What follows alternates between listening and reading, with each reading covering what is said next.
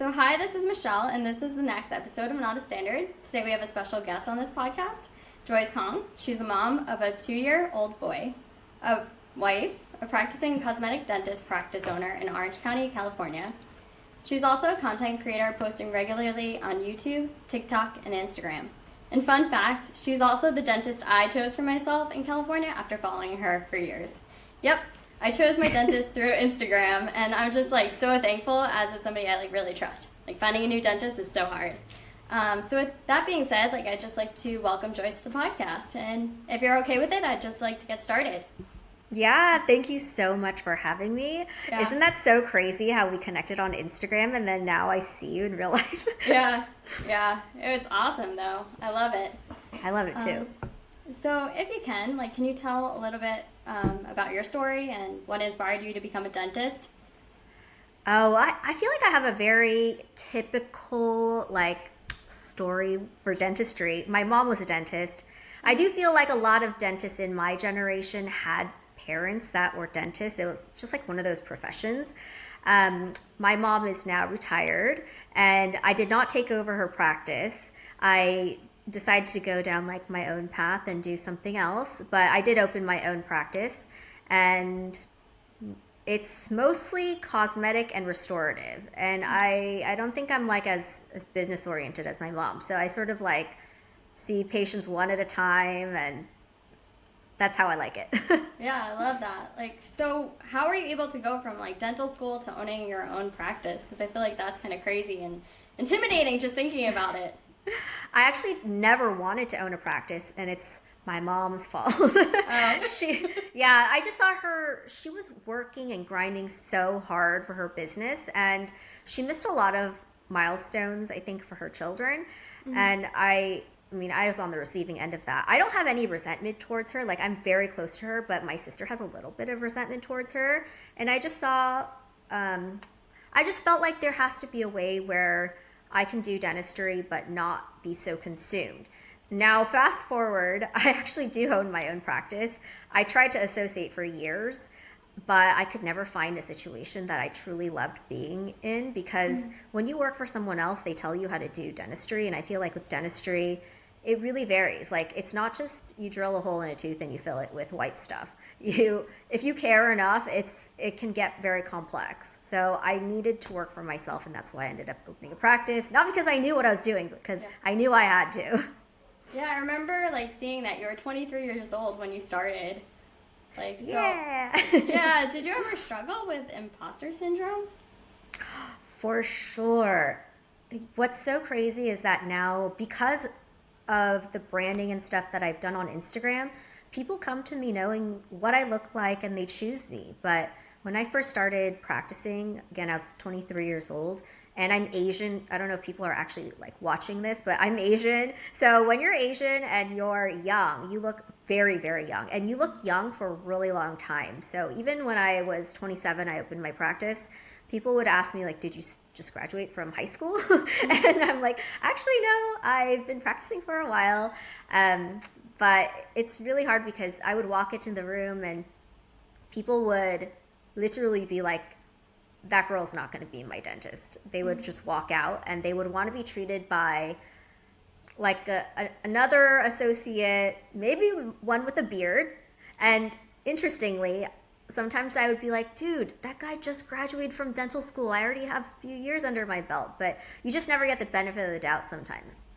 Yeah, so then what actually gave you the confidence? What pushed you to start? Because I feel you could have gone into a specialty and gone through the education system for longer and just tried to prolong that that bubble, I guess. Oh my God. You just said exactly what I was going to say. I wanted to stay in the education bubble because I did not want to go into the real world. The real world is very scary, but I just kept going. I don't really like school that much. Mm-hmm. That's how much I was scared to be in the real world, to stay in the education bubble. But at a certain point, you just got to do it. And so it's luckily, a screw it, do it. It is. And I think that I was also so naive that I didn't really know how scary it could be to run a business or open a business, that I just kind of did it. and I figured I would figure it out along the way. Yeah. And if you knew how hard it was, would you have continued to do your business?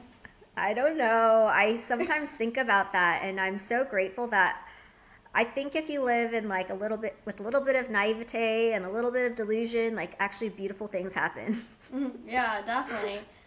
So you start your practice, and then a few years later, you get hit with COVID, you get pregnant, then you had a baby.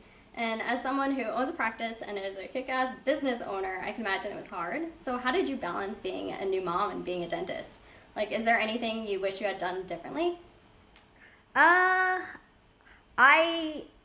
feel imposter syndrome answering that because I still haven't really figured out what I'm doing. And I was never really one of those girls that have that like mommy desire.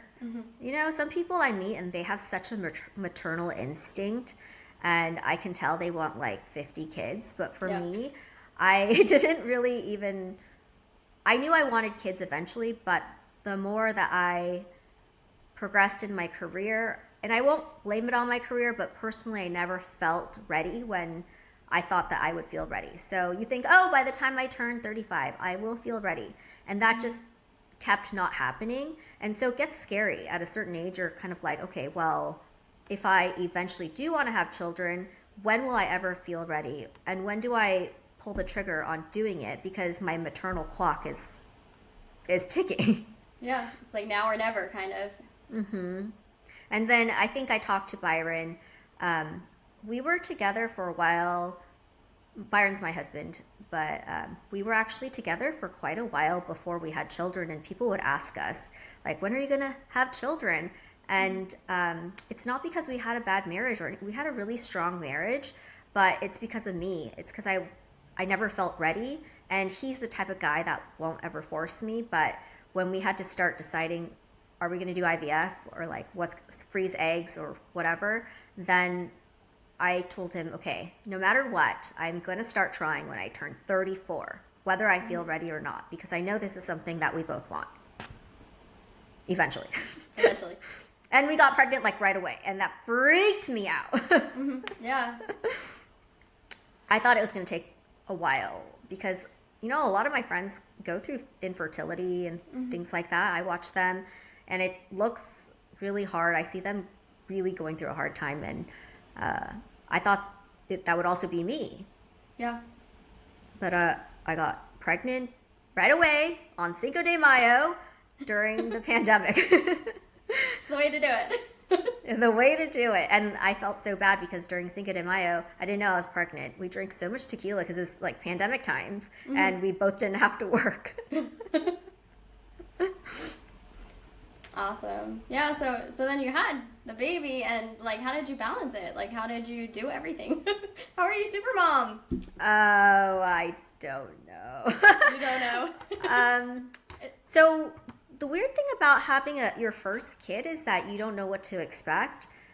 And so I'm just like figuring things out as I go. Yeah. And with every age that they're at, it changes. So when they're like a newborn, it's a little bit different than when they're toddlers. And Preston right now, Preston is my son. He's almost 3. And so I've been gearing up. I've been doing this mom thing for like almost 3 years now. But he is one of those kids that does require a little bit more attention. I didn't really know that until I compared him to like my friends' kids who are not as sort of like delayed. Mine is so sweet, but he does seem like almost a year behind all of his peers in development. And we recently got him diagnosed as well because our pediatrician has been looking out for him for a while, but he does have autism and ADHD and a little OCD. So I already know that I'm going to have to take a little bit of a step back from work to make sure that I can prioritize him because he's my number one priority. Yeah, I feel like even watching your Instagram stories, like I've seen you like change your schedule to adapt to his schedule. I think that's awesome. Like I feel like you're doing an awesome job at just doing it all. Oh, thank you. It's so hard because I'm a solo practice, whereas if you go to the dentist and you see like a really big office with 15 chairs, there's multiple dentists there, then it's a bit of a different story. But mine is 2 chairs and it's just me. So if I'm not at work, then we're not making money. And I have all these employees that depend on me, and that's what makes it hard. So when I rearrange my schedule for the baby, it's almost like, oh my God, what am I doing? But ultimately, I realized I'm either going to not be able to work as a practice owner and I have to work for someone else so I could be a mom, or I'm going to prioritize my life as a mom first and then work my career around it. And I think that's the only way for me personally to be happy, is if I put him first and then make sure everything else works around it. If I can manage it. Yeah, definitely. And I know, like, after having him, like, you were pregnant again, and, like, I can only imagine, like, seeing what happened to you, that it was so hard to, like, do all of it again, like, do Preston and do like, the pregnancy and do your patients and just handle it all. Like, so just to take a step back, can you explain a little bit what happened? Oh, yeah. So after Preston, I got pregnant again because we wanted to try for a second child. And then that one, I had a stillbirth around week 20, which technically is a stillbirth at that point. And I didn't really know what the differences were between a miscarriage and a stillbirth. But at a certain week, when they're big enough, then you're just giving birth to like a tiny baby. And that's what shocked me, is actually going through the process and seeing the baby, how small it was at 20 weeks, and like holding the baby like as if it was my real baby, like the way I had with Preston, except this one was not alive. That was such a freaky experience, like one that I hope nobody ever has to go through. But that pregnancy was very difficult. I forget what the word is, chorionic hematoma or something like that. Was it subchorionic? Yeah, hemorrhage or something. Yeah, hemorrhage. Yeah, I remember seeing it. Yeah, it's a subchorionic. So basically, the sac that the baby's in, there's like blood. There's another blood sac all around it, and I don't know why it happened. I spent so many hours on YouTube watching other people who had this subchorionic hemorrhage thing, and I would go pretty much every week to a high risk place to see what was going on with the baby. And I remember I was dealing with the subchorionic thing for a while, and all of a sudden it fell out of my body. Like, what the heck? And I was like, woohoo, it's over.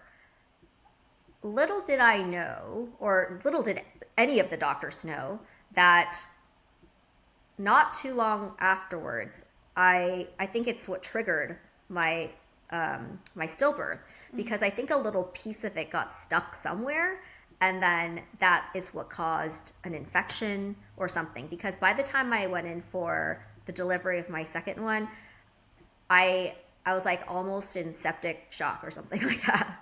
Yeah. I had to stay there for so many days on antibiotics. Yeah, I can't even imagine. Like, I can't imagine going through it and just like scheduling your appointments and scheduling your patients' appointments. And like, I know you mentioned that somebody like canceled at the last minute, and it's like you wish you would have had that time for yourself. And those are yeah, and it's like, I feel like it's a lot of times we don't get something until we're actually going through it ourselves. And I'm just like curious, like, what's something you wish people understood while going through this, and like how could people have helped you through this time? I think it's so hard to help people during that time. So I started making these YouTube videos just to document what I was going through, and crazily enough, I think that my brain has wiped it out. I think this is my first time talking about the stillbirth since it happened. So and I'm like glad that I documented those moments, because some of what you go through during those times, you block it out later because it's traumatic. And then also you start creating like different narratives in your head, and you start thinking like, oh, this was my fault, or like things like that. And I think when you document things in a more real-time way, you can look back and be like, oh my God, I did try, you know? And I think it's important not to discount ourselves in those moments when something doesn't go as we planned. One of the things I did regret the most, even looking into the future of trying to have another kid, is that since I had a high-risk pregnancy, they kind of wanted me not to work. They wanted me to stay still. And that was really hard because every day I would go to work and I would try my best not to walk around and stuff like that. And I sometimes look back and I'm like, I should have just not gone at all. But being a practice owner, it's very difficult because how could I not work for that many months? I don't think the practice could survive if I didn't go to work for like the next 9 months. Yeah, I feel like you have to make the best decision for yourself. And I know for me that would be terrible and so hard to do, is just to sit there and not do anything at all. Does it scare you to hear these stories? Does it scare me? Like as a woman? Yeah, like childbirth and stuff. A little bit. I mean, I feel like any woman would be scared of hearing what could go wrong. You know, I don't think that we hear about it often enough. I think more so now than in the past. Like, we hear about infertility like every other day now. But other issues, we don't really hear about them. Yeah, I think it's nice that more people are talking about it. And I didn't really even realize so many people went through things like this because I think I never would have realized it unless I shared it first. That's one of the beautiful things about social media, although people will say that there's a lot of bad things about it.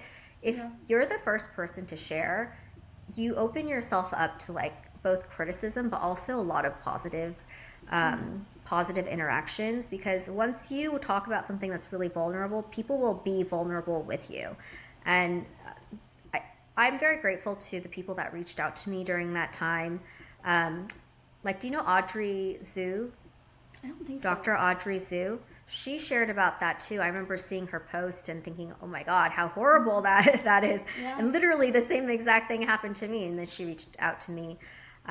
But it's really nice to have people who are supportive. And I think women, for whatever reason, women are so supportive about this like topic of infertility. And it's because it impacts so many people, and people don't talk about it in public. Did you feel like it was really hard to share, like, and be vulnerable? Because I feel like it's sometimes easier to just be like happy and just positive and just focus on like the good and not share like these horrible things. It's in the moment. So like, I didn't share anything in the moment. Actually, the people that were following me on Instagram couldn't even tell that I had gone to the hospital and come back and I wasn't pregnant anymore. I didn't really tell anyone for a month or something like that.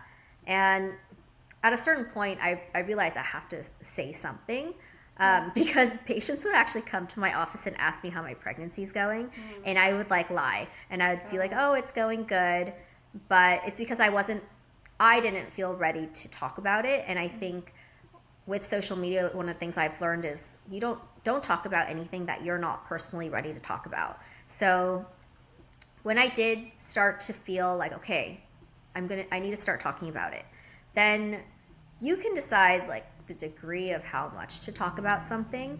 But for me, making like videos and stuff, that was actually like therapeutic for me to do. Yeah. It's creative.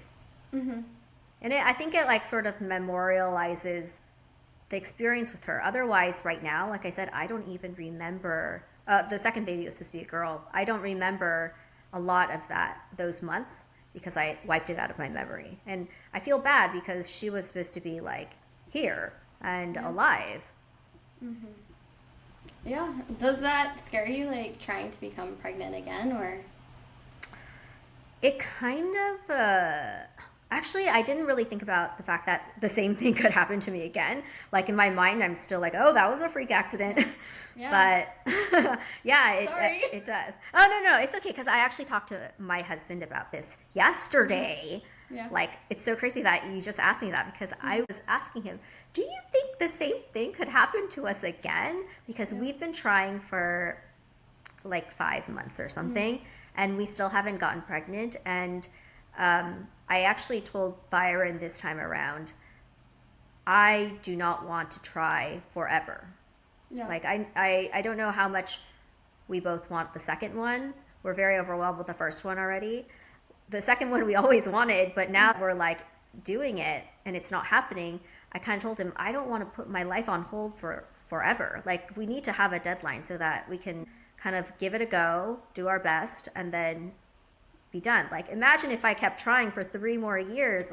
Yeah. I can't imagine. And some women do that. Obviously now there's IVF, but we discussed now we're not doing IVF if it comes down to that. Like, we're either going to do this right now or it's not going to happen, and we are both going to be perfectly okay, because we are very, very grateful for our one special, oh my God, my cute little baby. Yeah. Preston. Yeah, I love that. I love that mindset, because I feel like it could be so hard when you see a negative test every month for a lot of people. It's so annoying. It's like it's like you tried so hard. Yeah. Like I get all this data on my ring, the Aura ring, and then I have this app called Natural Cycles, and I time it, and I'm like, okay, today's the day. And I bought him these vitamins to make his swimmers like really strong. Yeah. And I'm like, why are we not getting pregnant? It's I know that people go for a lot longer not getting pregnant, but the first few times me and Byron did get pregnant more quickly. And so now in my mind, I'm kind of like, the first few months that I started trying, I was like, oh, we'll get this. And then now that it's been a few months, I'm like, oh, maybe I wasn't meant to have a second child. I don't know. Yeah. Yeah, I love that mindset. Like, love it a lot. So there's actually a YouTube video that I like want to share a clip from, or actually share what you said, because it literally like gave me the chills. And you said, as a professional woman who has almost willed everything she has ever wanted with hard work, discipline, and determination, I felt betrayed by my body. What I realized is that what it means to be a mommy dentist is sometimes what you don't see on the surface, the stuff you deal with in private that society has said is not appropriate to talk about. It's an effort to control the optics of your business. We do this to maintain a sense of professionality, to run with the big boys, and to prove to ourselves that we are just as stable and capable as they are. I don't know about you, but I have a problem with this because it is an unrealistic standard. We put expectations on ourselves to show up like men every day, despite being biologically different than them. I mean, we clearly deal with things that our male counterparts do not have to. And then you go on to talk about how women are the masters of compartmentalizing their problems, emotions, and feelings. And yeah, you said that everything you were dealing with, like, nobody could tell because you were trying to escape your life with work. And I was just like, wow, like, just emotional and just like chills. Like, I never really thought about it that way. Oh my God, I totally forgot I made that video. Yeah, I was like, oh my God, I have to replay this again. It was just like, wow. But yeah, I'm curious, like, if you have any opinion on how to change this for female dentists who want to balance it all. Like, how do we make it better?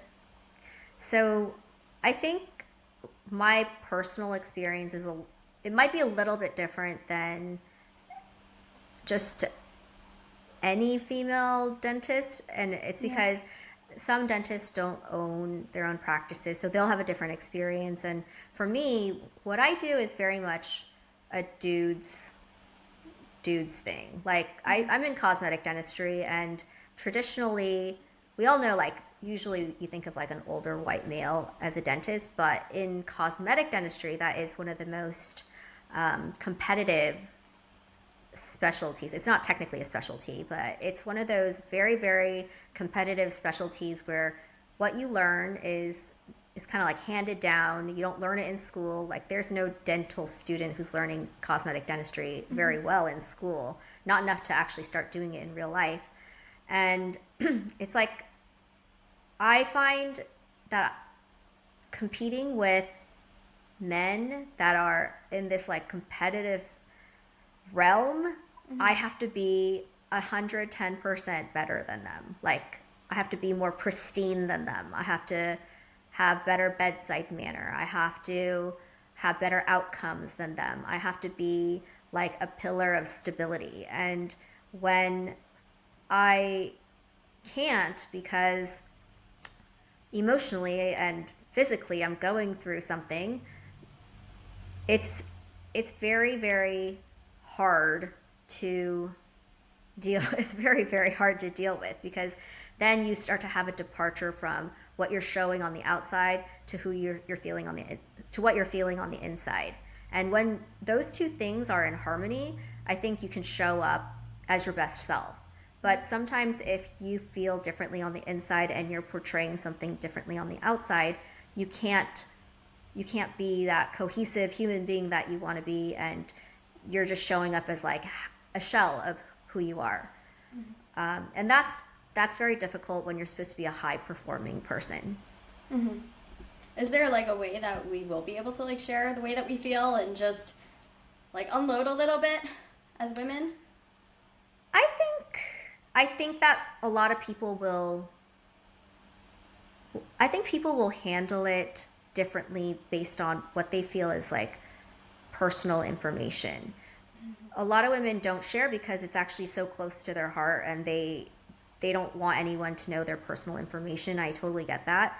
For me, I think going through the process of making those videos and writing down my thoughts, it was kind of a statement to myself in a weird way, where I'm like, I didn't realize the complexities of being a professional woman, and how having kids and having to be child rearing also plays into the complexities of that. Like, as if it's not hard enough to be a woman. And also, you know, competing in a professional space that's really competitive. Women have to deal with so much. And I don't think people give women a lot of credit. They often, I mean, at least what I see floating around, jokes, internet stuff, women are kind of pinned to be unstable or crazy, or, you know, like they always say those types of things about us. And I'm like, actually, we handle a lot of things that I don't think my husband could handle.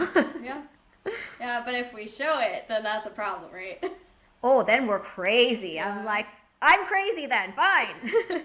Pretty much.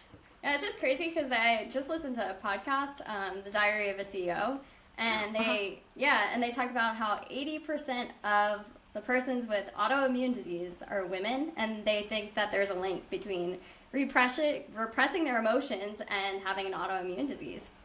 And it's like, oh my God. That's so interesting. Yeah. I'm Asian, so we're like raised to repress our emotions. Yeah. And I think that's why I do those like creative outlet things, like making videos, because I'm like, it's like a little rebellion to how I was raised. Yeah, I feel like you're paving the path for a lot of like females, like female dentists everywhere by sharing. I hope it helps them know that it's a lonely road, but it doesn't have to be as lonely, because we can all sort of be there for each other. Yeah, so here's a question for you then. So if you could go back 20 years ago and tell yourself anything, like what would you say to yourself and why? If I could say to myself anything, what would I say to myself? You know, I think I would just tell myself that it's going to be okay, because I think I grew up being very scared.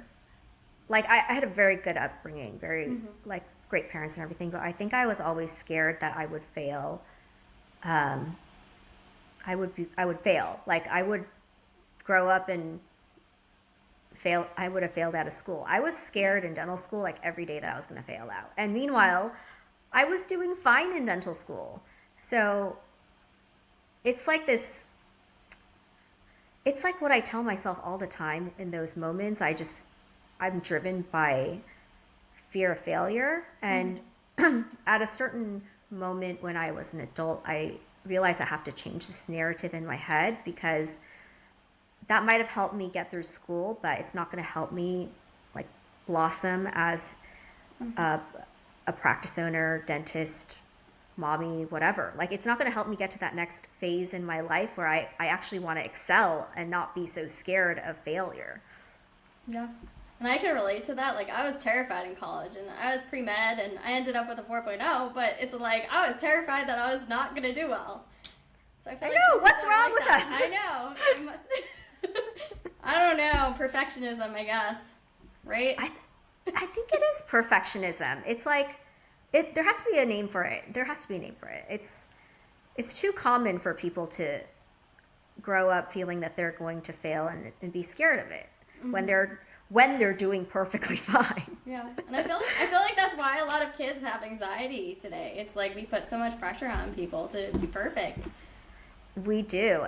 And my child, I'm working on so many things with him. Like I said, I had a really good upbringing. Like, my mom and dad were amazing, but I did still grow up Asian, so I would do Asian things like repress my emotions and stuff. And with Preston, I'm working so hard with him to help him understand that, like, his emotions are healthy, that he can feel sad and feel angry, and mommy will still love him. I think that's sometimes something kids are very scared about. It's like, oh, I upset mommy, she's not going to love me anymore, something like that. I actually am thinking about taking a course on understanding toddlers better, because they're very foreign to me. Like, my child is the closest link I have to liking children. Yeah. But I want him to grow up feeling loved and supported, and I also don't really understand autism very well. So I want to arm myself with the education and knowledge so that I can be better for him, and kind of like tailor myself to be his biggest support. Yeah, I've read a lot on like how nutrition can impact it and make it better, like improve the symptoms of it. So it might be something to check out. Yeah, I can probably send you some links. Oh yeah, I feel like you're like a research bug. Yeah, I do. I know. I was biology with a nutrition background, so I look into all this stuff for fun. Ah, yes. I understand Makes the nutrition thing for you, yeah. Yeah, makes sense. So, okay, so this podcast is really about being not a standard and not having like a standard perfect story. So what makes you different or unique outside of your story? Like, what's something people wouldn't know about you? Here's what I think is like, maybe this doesn't answer your question, but I feel like this is what gets me places, and why I feel like I'm pretty special. Is that what you're asking? Yeah. Yeah. So it's going to sound really, really dorky, but I am so consistent with myself. Like, and I feel like that consistency has allowed me to feel confident about myself. Like, if I say I'm going to do it, I know that I can. And I feel like that is where a lot of like the fire in me comes from, because I say I'm going to do it. I know I'm going to do it, whatever it takes, until that day. And I will do it forever and ever and ever. In high school, I got the perfect attendance award. And Ooh, awesome. I feel like that is really cool, because I didn't get an award for being like the smartest, but you can get there through consistency, just by showing up for yourself every single day. I think that's where my superpower is. Yeah, I feel like just going to my dentist appointment last week, I was like so surprised to be like in and out within an hour. Like, my boyfriend was like, wow, like, how did you make it like out so quick? It was like perfect. I try not to have people wait. Yeah, it was awesome. I was impressed. Yay! Okay, so I feel like this podcast has been really awesome, but kind of deep. So I figured I'd end on a lighter note with a topic you're an expert at, which is dentistry. So first of all, like, what is the best daily routine for dental care? Ooh, the best daily routine. Yeah, depends on the person, and I think that's where people get confused, is because we're taught from a really young age that we brush twice a day, we use this ADA approved toothpaste, and we floss, and then you're done. You shouldn't be getting any cavities. What has happened? Well, people still are susceptible to decay, even if they do all those things. So why? And that's where I think the education that we put out online as dentists is super important. It's first of all understanding that ourselves. Like I have a mommy dentist mommy, and I got lots of cavities. Like how does that even happen? And so I've thought about this and I've researched it because for myself, and also because I think it's very helpful for people to learn that it's sometimes not just a matter of like brushing your teeth and oral hygiene that makes you have good oral health. There are a lot of factors that go into it. So for example, like if you have Sjogren's or something like that, you don't have as much saliva, or you're more prone to getting decay because of that. And so you would have to add things into the mix. Whereas like sometimes you meet someone and they don't even brush or floss and they have no cavities. What the hell? Like, oh, that's not even fair. So I think the key point or key takeaway is talking to the dentist and seeing what they would recommend specifically for you. Because if you don't have a lot of cavities, you don't have to like do a whole ton. Like whatever toothpaste you use probably doesn't even matter that much because you're just less susceptible in general. But people who are extremely susceptible, I can see may feel extremely frustrated knowing that they're trying so hard but not really like preventing the decay that they wanted to prevent. So it's very custom. You gotta know what the factors are, and then you have to like talk to a dentist that understands this, and then build a plan to put you in front of it instead of always constantly behind. Yeah, I feel like it's also like the foods you eat, the liquids you drink, and just like everything besides like your routine. I know like with all like those health like fads, I guess you want to call them, with the lemon water and what is it, like apple cider vinegar, like I was like, oh yeah, like that's perfect, and then I like read that like that's not good for enamel, so I stopped doing it. Yay! Yeah, so I feel like there's just so many things like that are good for teeth, and then there's so many things that aren't. Like what would you say is like good for teeth? Like yogurt, like basic stuff, right? That's such a good point, because one of the things I talk about often is like what you think is good for your body or like healthy is oftentimes not what's good for your teeth. And people assume that those two things are the same. But like, yeah, things like lemon water, I don't know. Do you consider that to be good for your body? A lot of people do. I don't. A lot of people like swear by it. I'm like obsessed with my teeth, so I'm like, no. You have such nice teeth. Yeah, I don't do it either. Right now, I'm doing like a full mouth rehab on a girl that dissolved all her enamel with apple cider vinegar. And now it's like we're rebuilding all of her teeth, like functionally and aesthetically. So people try. You know what's sad is people try so hard to be healthy, and that's what gets me is they're putting the effort in, but if they don't know this part about the teeth, they're like putting themselves backwards in the teeth front, but forward in the body front. And I think that's why education is so important. And I feel like you could do both. Like you just have to learn like what builds enamel, like what builds the enamel up, because I remember reading something on your Instagram about that. There are certain things that you can do proactively, I guess, but enamel, it doesn't like really build up, but you can strengthen it. Okay. Yeah, with like, you can use fluoride and calcium, things like that, to reinforce the enamel and to make it stronger. I think some of the things, one of the things I think if someone were to do anything is just decrease the amount of snacking and the duration of time. So like the frequency of snacking or eating and the duration. So like keep it short. If you were to do that one thing, it would be so helpful from like the diet perspective. Okay, so things like even just like yogurt and milk and stuff would be really good for the enamel because it has a calcium. I think there are nominal effects, but they're definitely not bad to have, and actually much better than things that are like sticky and stuff like that. So like carrots are great. You know, you even give carrots to your dog to clean their teeth. My dog spits them out. He does not like How them. stubborn. I Dogs, know. dogs usually love carrots. I know, he's so picky. Okay. He's so cute. Thank you. So going off of that then, like, I know fluoride is like one of the well-known ingredients of toothpaste. Like, what are your thoughts on like other ingredients? Like, I know that there is one called like hydroxyapatite. Is that how you say it? Yeah.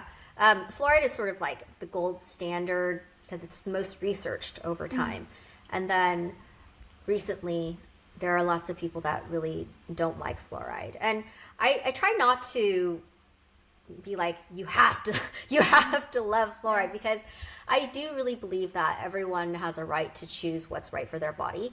And it's important to provide alternatives and options. So what you were mentioning is nanohydroxyapatite, which is kind of, it's been around, but it's a little bit newer in like the United States and the way it's packaged, where it's now commercially available. And I think that it's promising, but I'm not 100% sure about it in terms of remineralization. I know there are some studies saying that it does remineralize, but the concentration that's needed to be in the toothpaste and like the exact shape and size of those nanoparticles, that's where there isn't a lot of transparency from the brands that make these toothpastes as to what those are. And so it's hard to say whether it's efficacious.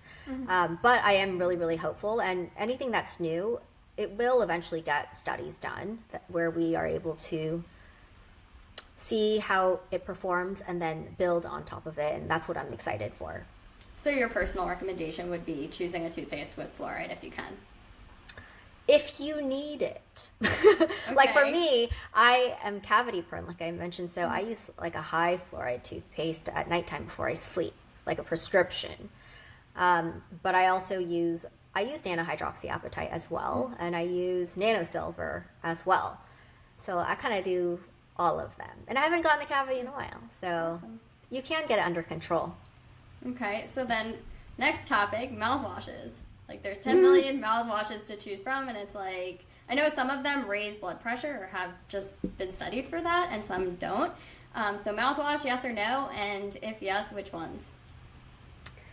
So I know that there are a lot of videos and stuff that have gone viral about the mouthwashes, but and it's because people are saying mouthwash raises blood pressure and you shouldn't use it. There's no reason to, but I think it's kind of a blanket statement.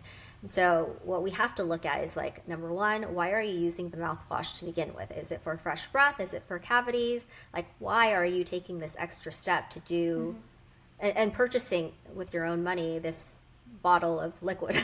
And then I think only when you answer that can you determine which mouthwash to buy. If it's for like fresh breath, I tend to like their breath.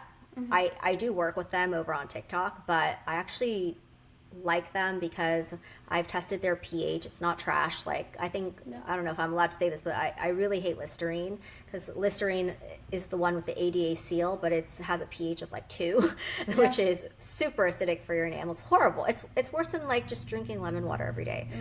And it doesn't have anything in it. It's formulated with alcohol that dries out the mouth, can cause more cavities. There's just nothing good about it. And I think TheraBreath, I've also personally tested that for if it raises blood pressure, because the one study, or there are a few studies done about these mouth rinses that raise blood pressure. And if you really look into it, the only mouth rinse that they really tested was a prescription mouth rinse that was intentionally designed to obliterate all the bacteria in your mouth. So you can't take that study and say all mouth rinses do that when everything is formulated differently. So TheraBreath I did test because I wanted to know on a personal, like, if let's say that it did raise blood pressure, would I still be working with them? Probably not. But like I test everything if I'm going to be working with a brand. And I still love TheraBreath. The other one that I really like especially for patients that don't like fluoride, is the nanosilver one. It's Elementa. That one I actually really love that mouth rinse. The issue with that one is that it's more expensive. It's $20, but I always equate it to buying organic fruits and vegetables because The Nano Silver mouth rinse, it only has 5 ingredients, and it's really pure, and the ingredients are stacked in a concentration where it actually makes sense to work. And it was actually made by one of my friends who's like a dentist chemist, and he's so smart that I don't understand anything that he's saying ever. But that is one of the best like mouth rinses I've seen on the market that actually is formulated properly. The rest, it'll depend on your needs. Yeah. So, like, you would recommend then just to stick with a toothpaste? No, not necessarily. It could be very helpful if you do have like cavity issues to use something that has anti-cavity in it, like the Elemental one. It also has xylitol in it, which is great. If you're looking for fresh breath, then you have to use the right one. But if you're like one of those people, you don't have a bad breath issue, you don't have any cavities, like there's no reason you need to add a mouth rinse to your regimen. Okay, 2 more questions. So there was another study about the PFAS in floss. So what floss do you recommend? Oh, yes. PFAs. I think it's PFAs. Like that's how you say it. That's how I say it in my mind. Yeah, but that's those how are, I say it.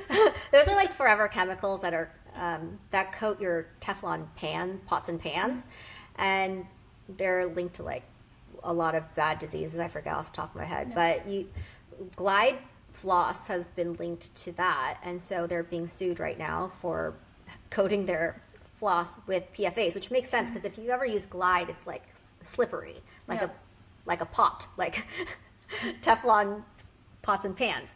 So I would say stop using that. When you're looking for a floss, you have to find something that actually matches how tight your teeth are. So for example, if your teeth are like really loose, like you have gaps, then you want a more filamented, thicker floss to go in there and grab all the food. Because if you use a really thin one, it's almost like not going to do that much. But if you have really, really tight teeth and you try to use a really thick floss, it's not going to get in there as easily. And then more than likely, the patient is going to be deterred from flossing because it's too hard. So it's all about finding like the right fit. And sometimes you have to try a couple of them out until you find one. I love cocoa floss. And that's what I use, and that's what Byron uses. It's a little bit bougie. It's kind of expensive, honestly, but it smells good. And it's the first floss that I used where I was like, oh my God, this is actually fun. Because you could see all the junk that comes off of your teeth. And the more you can see, the more you believe that flossing does something. So you see all the stuff that comes off from your teeth.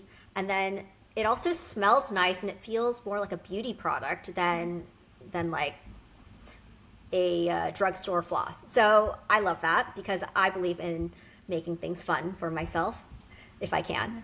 Yeah, that's what I use. You do too? Yeah, it's so good. Yeah, and they make it fun. Like, I think they just did like a trick-or-treating pack or something of floss. It was really cute.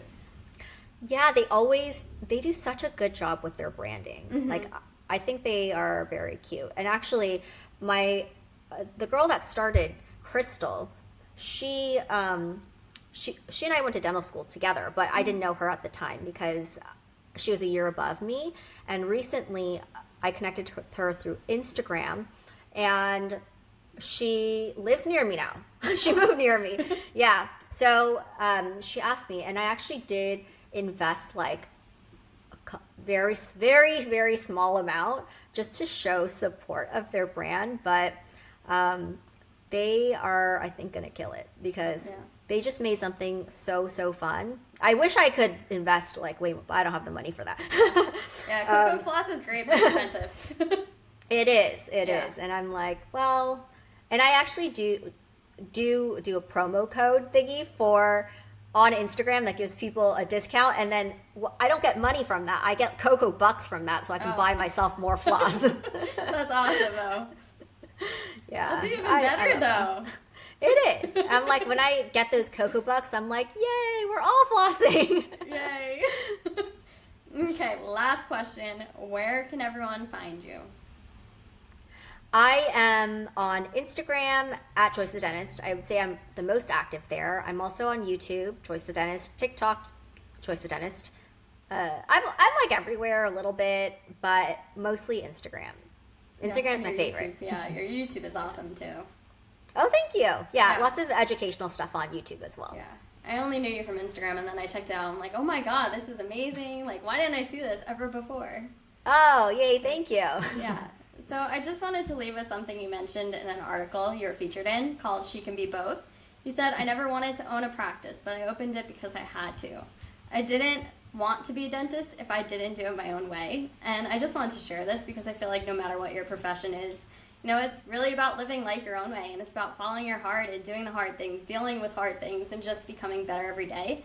And I think you are really like an awesome person who has done this and is doing this daily. So thankful for you to be on this podcast. That's so sweet. Thank you. Yeah. Oh my God. For anybody that's listening, be sure to follow Joyce, subscribe to this podcast, and leave a review if you enjoyed it. And that's it.